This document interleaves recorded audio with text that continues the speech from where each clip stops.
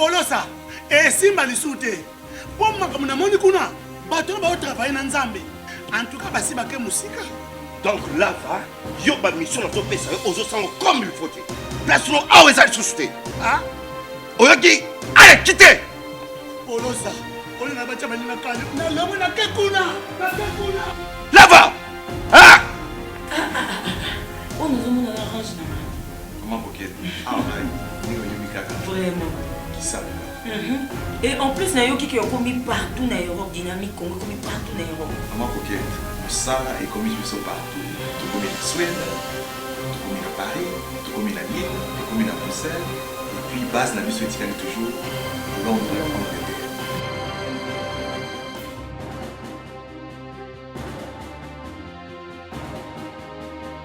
Biso na dynamique Congo.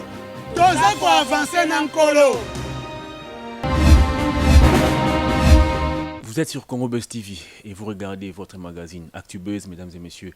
De partout vous nous regardez, bonjour et bienvenue à ce nouveau numéro de votre magazine qui a le réel plaisir de recevoir pour vous quelqu'un de la diaspora. Vous allez certainement les découvrir au cours de cet entretien. Il est né ici à Kinshasa, il a grandi ici, il a fait ses études ici à l'Athénée de la Victoire d'abord en ce qui concerne les études secondaires, puis à la faculté catholique en ce qui concerne l'enseignement supérieur. Il est revenu à Kinshasa après 18 ans passés aux États-Unis. Lui, c'est donc M. Patient Katabana Baraka. Avec lui, nous allons tenter donc d'analyser et de commenter l'apport de la diaspora dans l'évolution de notre pays, la République démocratique du Congo. M. Patient, bonjour. Bonjour, Monsieur Hervé. C'est un plaisir pour moi d'être reçu par votre chaîne de télévision. 18 ans passés aux États-Unis, vous avez passé pratiquement tous les mandats de Kabila en dehors du pays. Et vous débarquez. Quelles sont vos premières impressions en voyant Kinshasa que vous avez laissé depuis longtemps? En fait, ma première impression, c'est un sentiment mitigé. Je trouve Kinshasa que j'ai connu avant mon départ aux États-Unis, mais Kinshasa qui a évolué d'une manière désorganisée. C'est-à-dire c'est une ville, en même temps un village. Bon, parce que les choses telles qu'il devait être s'est passé, par exemple, je ne vois pas la planification urbaine, je ne vois pas les terrains où les gens peuvent faire le football. Je vois que la plupart des terrains sont devenus des maisons. Donc, vous voyez que Kinshasa est devenu plus que le centre de l'Afrique, avec une population, surpopulation dans la ville de Kinshasa. C'est aussi un problème d'exode rural. Et donc, je viens de constater, à peine arrivé, plusieurs problèmes sociaux qui demandent à ce qu'on en débatte parce que, en tant que citoyen congolais, je suis concerné. Voilà, vous avez passé 18 ans aux États-Unis, mais vous avez quand même fait vos études ici au Congo. Je ne sais pas si aux États-Unis vous avez complété avec d'autres formations. S'il faut faire une étude comparative entre l'enseignement ici en République démocratique du Congo et celui des États-Unis, qu'est-ce que vous allez dire? Non, d'abord, étant congolais, je voulais dire que l'enseignement aux États-Unis, lorsque j'ai terminé mes études aux facultés catholiques de Kinshasa, où j'ai eu ma licence licenciée en économie et développement, et puis je suis agrégé de l'enseignement secondaire du degré supérieur à partir des facultés catholiques de Kinshasa. À l'époque, je suis de la deuxième promotion, ceux qui connaissent la faculté de développement. Donc, nous sommes des anciens. Deuxième promotion. Mais lorsque je suis arrivé aux États-Unis, la chose qui m'a beaucoup frappé, c'est que l'éducation est basée beaucoup plus sur 3 dimensions. La première dimension, c'est les savoirs. Le savoir qui est très important. La deuxième dimension aux États-Unis, c'est qu'on nous a impliqué, c'est le savoir-faire. Et la troisième dimension, c'est le savoir-être. Et je voudrais que vous puissiez comprendre la substance de ces 3 dimensions. Parce que lorsque vous donnez à quelqu'un le savoir sans le savoir-faire, c'est déjà un problème. Et lorsque vous donnez à quelqu'un le savoir-faire et le savoir, sans lui donner le savoir-être, c'est aussi un problème. Donc il faut combiner les 3 dimensions pour dire que nous avons reçu une formation intégrale. Moi-même, aux États-Unis, j'ai continué mes études, bien sûr. J'ai fait une maîtrise en management of public and non-profit organization, ce que vous appelez ici la gestion des entreprises publiques et privées. Mais aussi, j'ai fait une maîtrise en sciences, ce que vous appelez public health and social work. donc la santé publique et l'assistance sociale. Donc j'ai des maîtrises aux États-Unis. Alors, bien des raisons motivent les Congolais à quitter leur pays pour aller émerger ailleurs. S'il faut parler particulièrement de vous, qu'est-ce qui a été à la base de votre départ pour les États-Unis? Monsieur Hervé, je pense que vous devez vous inscrire dans la logique dans ce que j'appelle macro-sociétal et non pas des individualités. Parce que la première crise qu'a connue le Congo, c'était d'abord la sortie des cerveaux. La sortie, ce qu'on appelle l'exode des cerveaux. Et moi, je suis parmi l'exode des cerveaux qu'a connu notre pays à cause de multiples guerres, à cause de l'insécurité, à cause du chômage. Donc, vous avez beaucoup de Congolais qui sont sortis dans les années 80, 90 et 2000 ans. Et je suis parmi ceux-là qui sont sortis vers les années 90 et 98 que j'ai quitté mon pays. Et donc c'est ça la première crise qu'a connu le Congo. Et maintenant, dans la globalité, il y a des Congolais qui s'estiment comme des leaders, comme des élites, qui s'estiment qu'il est temps de retourner au pays pour apporter leur pierre de contribution au développement du pays. C'est-à-dire quoi? Vous ne pouvez pas prétendre reconstruire le Congo sans l'apport de la diaspora congolaise.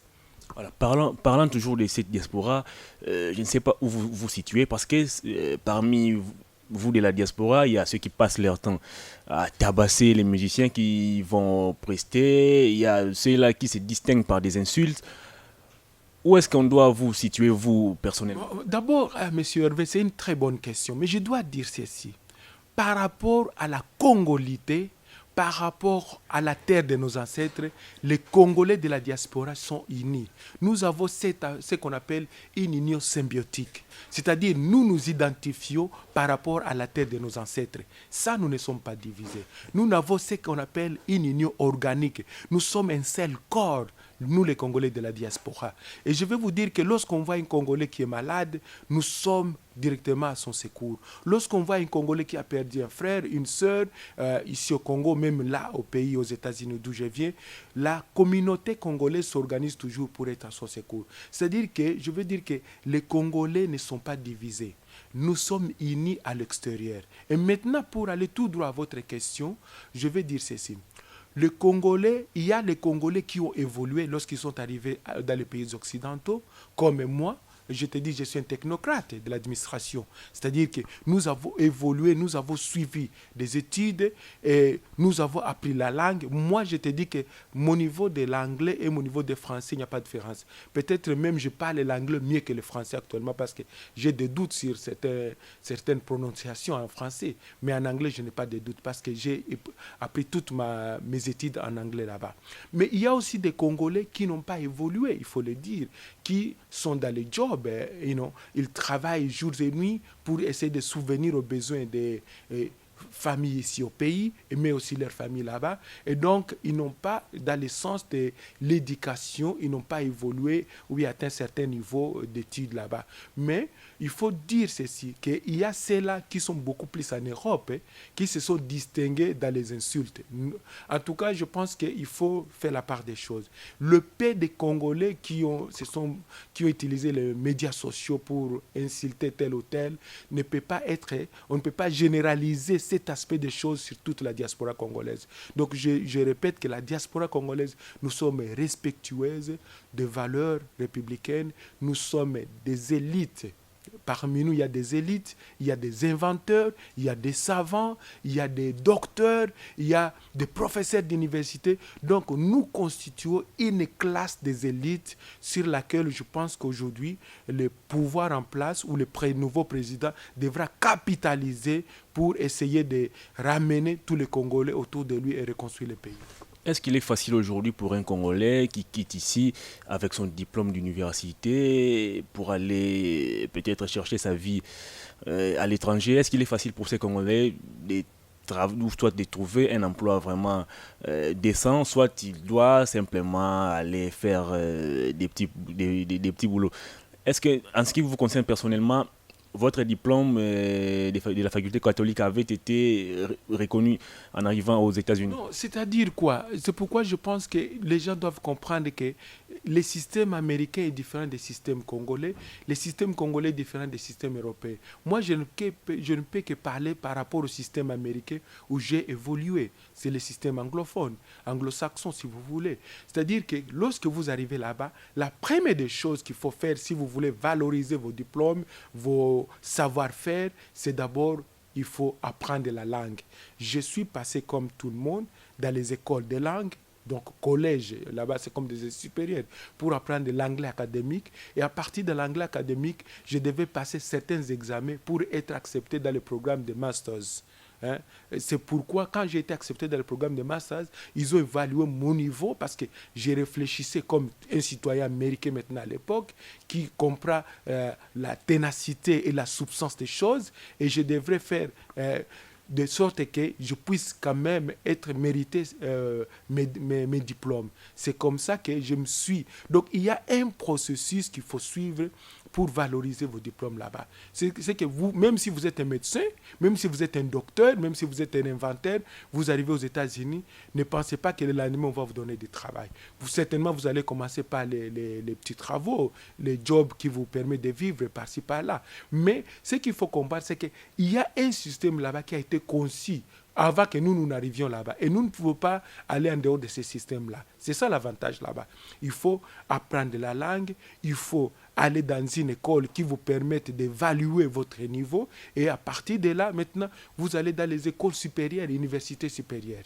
Alors, la diaspora congolaise, comment elle s'organise? Est-ce que vous évoluez en ordre dispersé, ou soit vous avez au moins une structure qui vous permet de vous retrouver de temps en temps pour échanger et réfléchir pour le bien du Congo? Monsieur Hervé, je pense que vous qui êtes ici, vous n'avez pas encore compris l'importance, ou bien, je vais dire, la substance que contient la diaspora congolaise. C'est-à-dire, nous sommes une force économique, nous sommes une force intellectuelle, nous sommes une force académique. Et vous avez vu 2-3 petites vidéos des gens qui ont insulté le chef de l'État, ou tel général, ou telle maman, telle sœur, et vous croyez que nous sommes tous les mêmes. Non, je disais, là, ce sont des minorités, un petit groupe de gens qui s'est exprimé de sa manière. Mais la majorité de la diaspora congolaise, nous sommes organisés au sein des organisations. D'abord, quand vous allez aux États-Unis, il y a des associations des Africains. Des associations des Africains où vous appartenez, il inclut tous les, je vais dire, les Rwandais, les Burundais, ça peut être le Nigeria, les Ghanéens, où on se retrouve en tant que des Africains et on discute. Sud-Africains, donc tout ce monde-là, les organisations des Africains. Mais aussi, nous avons au sein de ces organisations-là, nous avons des organisations des Congolais. Quand vous allez à Caroline du Nord, vers Charlotte ou vers Raleigh, vous trouvez des grandes associations de Congolais qui regroupent plus de 10 000 citoyens congolais. Vous allez au Texas, Houston et Dallas, vous avez des associations qui regroupent plus de 20 000 Congolais. Et vous allez au Michigan, d'où je viens, des associations qui regroupent des milliers de Congolais.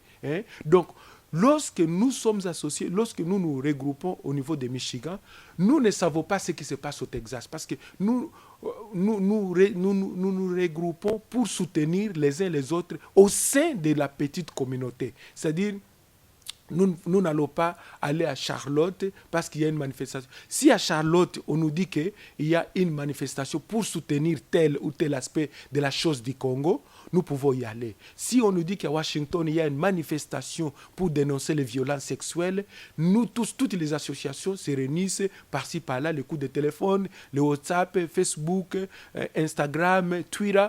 On se retrouve à Washington pour dire nous devons soutenir cette cause. Si nous voulons dénoncer les guerres répétées à l'est du Congo, les associations se communiquent pour dire qu'il faudrait qu'on ait au moins 1 million de Congolais à Washington ou devant la Maison Blanche pour plaidoyer la cause des Congolais.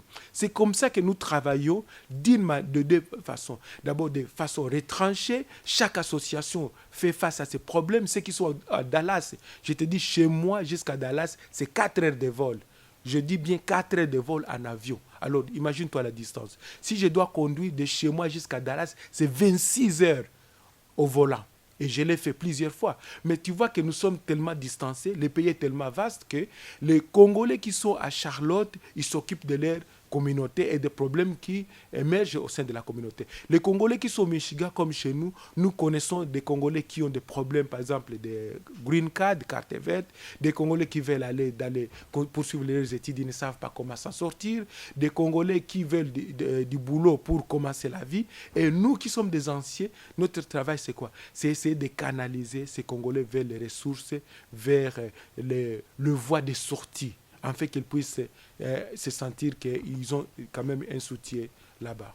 Après 18 ans passés aux États-Unis, vous êtes de retour au pays. Et quel est le but de votre retour ici au pays? Est-ce que vous êtes aussi venu comme tous vos collègues de la diaspora qui sont maintenant en train de frapper à la porte du président de la République pour être embauchés? Bon, écoute, d'abord je suis venu parce que je suis congolais. Et moi, je me dis ceci, et je permets que tu me donnes 1 minute pour essayer de répondre à votre question. Nous avons participé au changement actuel que vous vivez aujourd'hui. C'est-à-dire que la diaspora congolaise a contribué substantiellement avec les ressources financières. Nous avons fait des mobilisations pour les élections. Nous avons dénoncé les mal. Nous avons dénoncé les politiciennes, ceux-là qui cherchaient juste à barrer la route au peuple, parce que nous avons toutes les informations. Je vous informe que nous sommes mieux informés que vous qui êtes ici, au Congo. Non, parce que nous sommes connectés à tous les réseaux d'information. Nous sommes aussi connectés. Non, mais écoute, avant que l'information ne sorte ici, nous, on l'a déjà aux États-Unis. De quelle manière? Bon, écoute, aux États-Unis, nous allons aux élections. Je vous donne par exemple. Nous allons aux élections. À 18h, on clôture les élections. À 18h01, nous connaissons qui est le président de la République. Mais chez vous, ça vous prend combien de jours? Mais vous voyez, vous vivez beaucoup plus avec la spéculation ici chez vous. Les rumeurs, les on-dit. Pendant que nous avons plusieurs sources des informations. C'est-à-dire que j'ai accès à l'Internet 24 heures sur 24 heures, dans ma chambre, dans ma maison, dans ma voiture, et même dans mon bureau, partout. C'est-à-dire que en termes d'information, nous avons les informations. Monsieur Patient, quel est le but de votre retour ici au pays, concrètement? Bon, le but de mon retour ici, c'est pour plaidoyer la cause de la diaspora.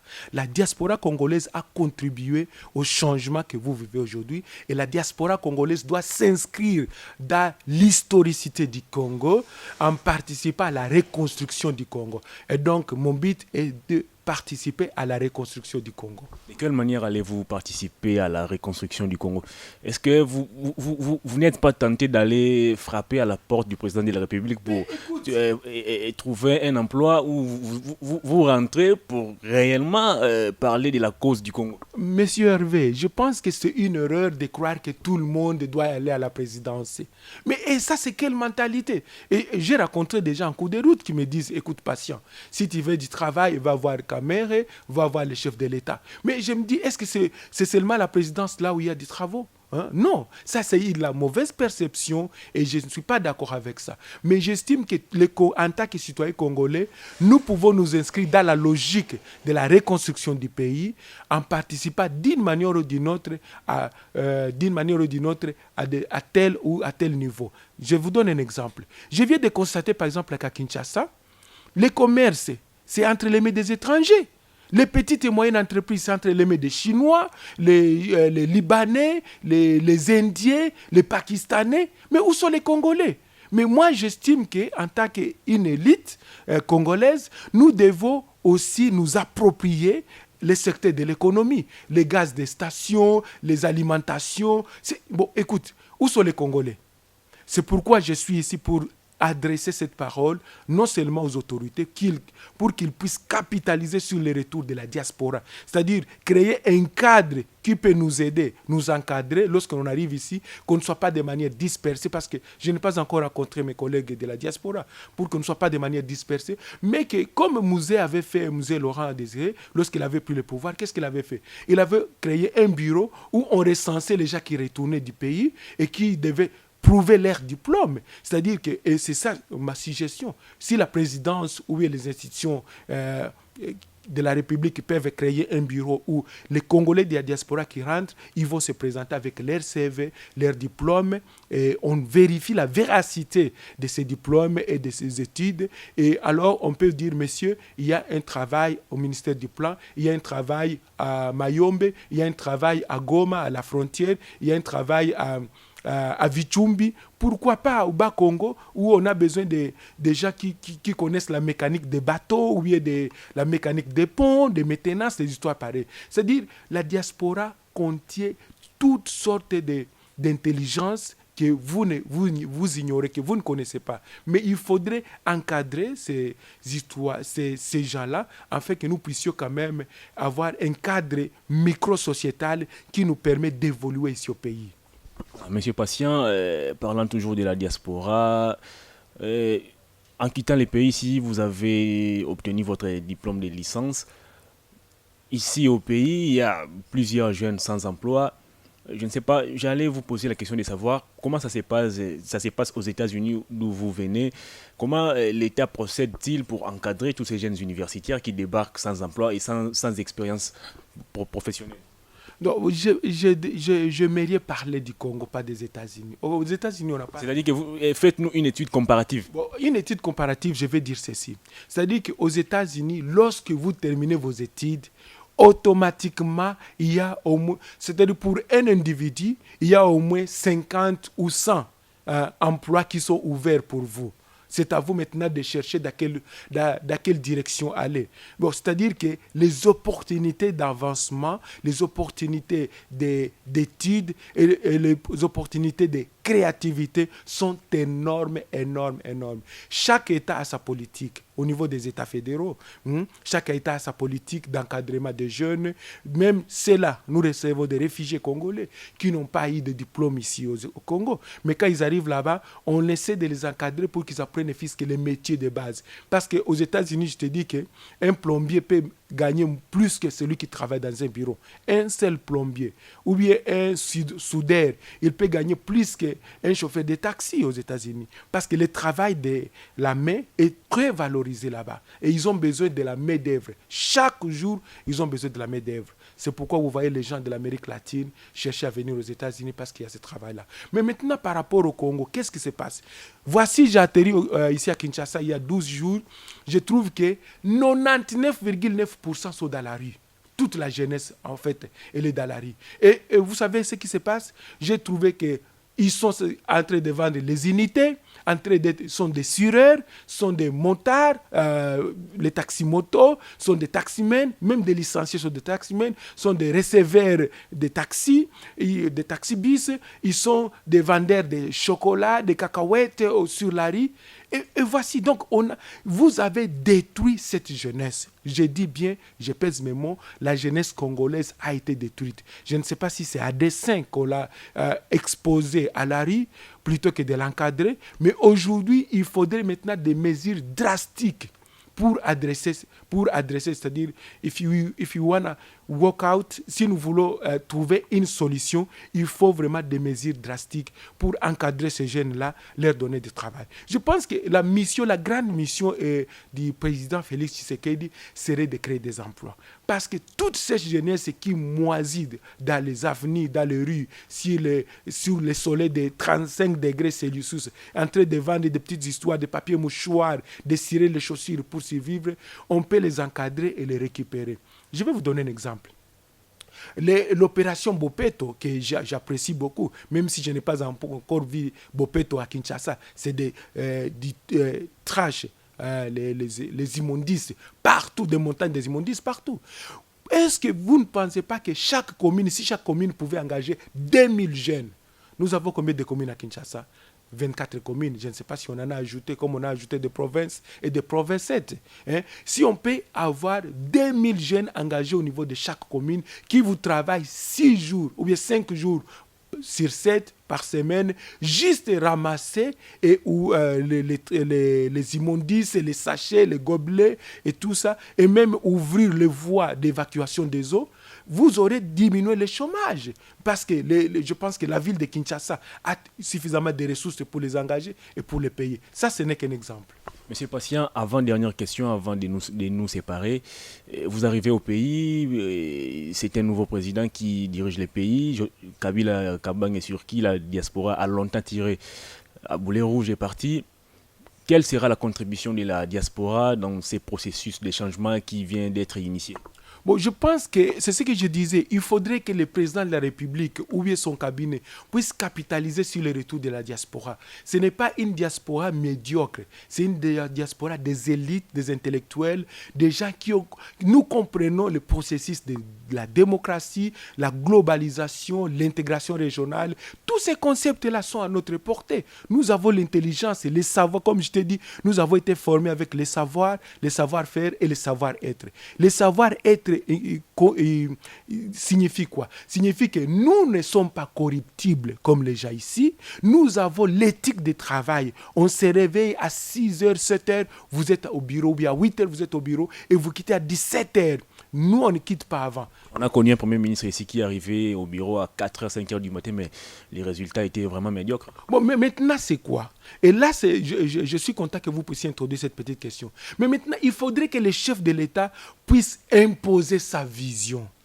Même si les ministres viennent de par-ci par-là, même s'ils sont de la diaspora, mais tant que le chef de l'État ne frappe pas sur la table et dit voici la vision que je voudrais voir du Congo de demain, dans 2 ans, dans 3 ans, ce qu'on appelle la redevabilité, accountability, transparence, la bonne gouvernance, on n'aura pas de résultats. Donc le président doit imposer sa vision, son plan Marshall pour sauver le Congo. S'il ne le fait pas, chacun va faire ce qu'il veut et les résultats seront les mêmes. Parce que chez nous, on dit que vous ne pouvez pas utiliser le même système et espérer des résultats différents. You cannot use the same system and expect a different result. You're going to get the same result. It's not going to work. So, le président doit comprendre et que lui, il doit imposer un modèle de développement et celui qui échappe à ce modèle de développement-là, il doit être écarté ou il doit payer, il doit être en prison.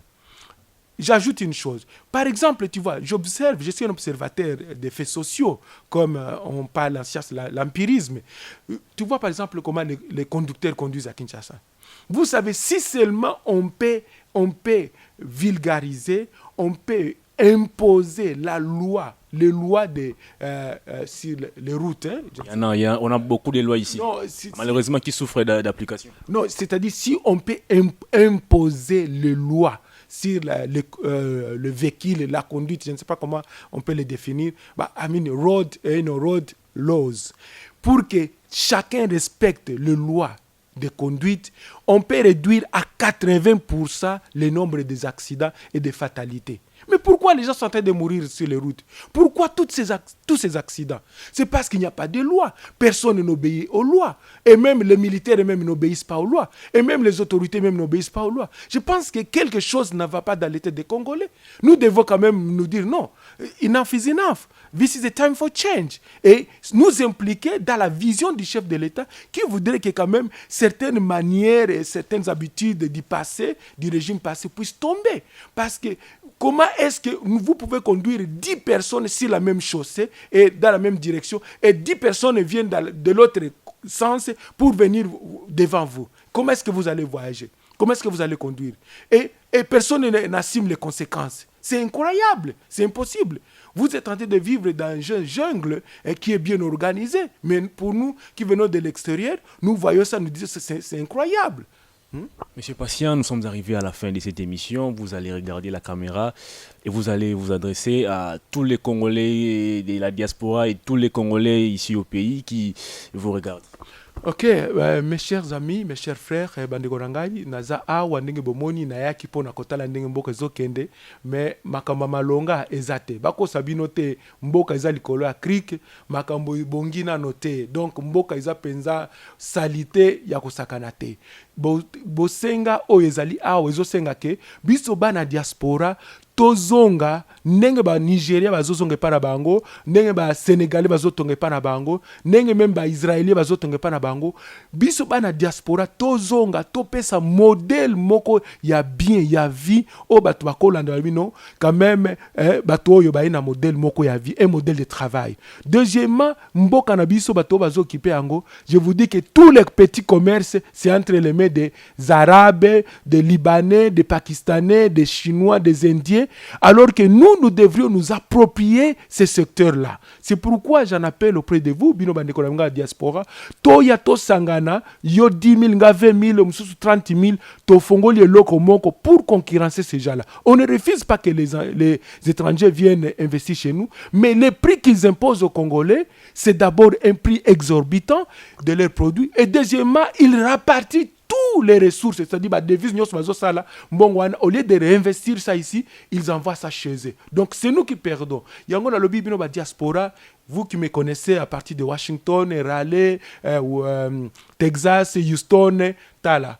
Dallas, tous on a besoin d'abino. Grand Rapids, Michigan, Kalamazoo, Illinois, Chicago, tous on a besoin d'abino. Boya, Totongamboko. Nous devons récupérer notre pays. Le combat doit se faire à l'extérieur et à l'intérieur, parce qu'on ne peut pas libérer un pays avec le télécommande. Il faut tous aller na mabele awa et bongo to bunda awa pona kotongamboka na biso. Donc et là comme yasuka na lobi, souscrivez, like this video, share this video, please. Congo Buzz is doing a good job, a very good job here, welcoming us and giving us an opportunity to speak about the Congo. So I will really beg you guys to share this video and to expand it, to like this video and to subscribe for Congo Buzz. This is a nice place to be.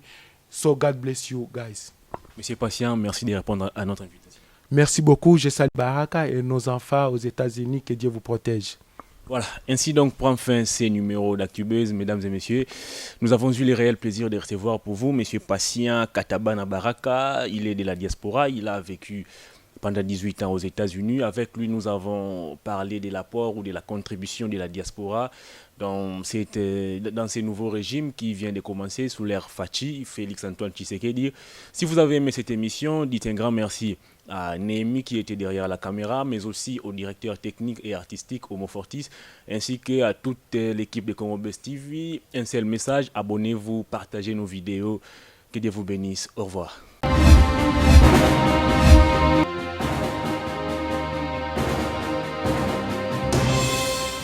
Patron nga Polosa, simba lisute. Pour makamuna moni kuna, patron ba travailler na Nzambe. En tout cas, basi bake musika. Donc là, yo ba mission na to pesa aux sango comme il faut. Place no awe za susute. Ah? Oyoki, allez quitter. Polosa, on na bacha bani na kanya. Na lomo na kekuna, na kekuna. Là-bas. Ah! Oh, nous avons la range na. Comment coquette? Ah ouais. Vraiment. Qui ça?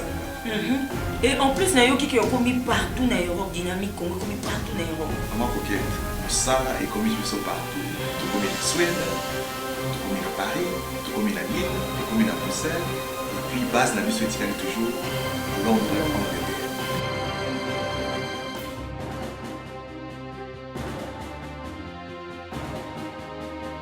Biso na dynamique Congo, toza ko avancer na nkolo.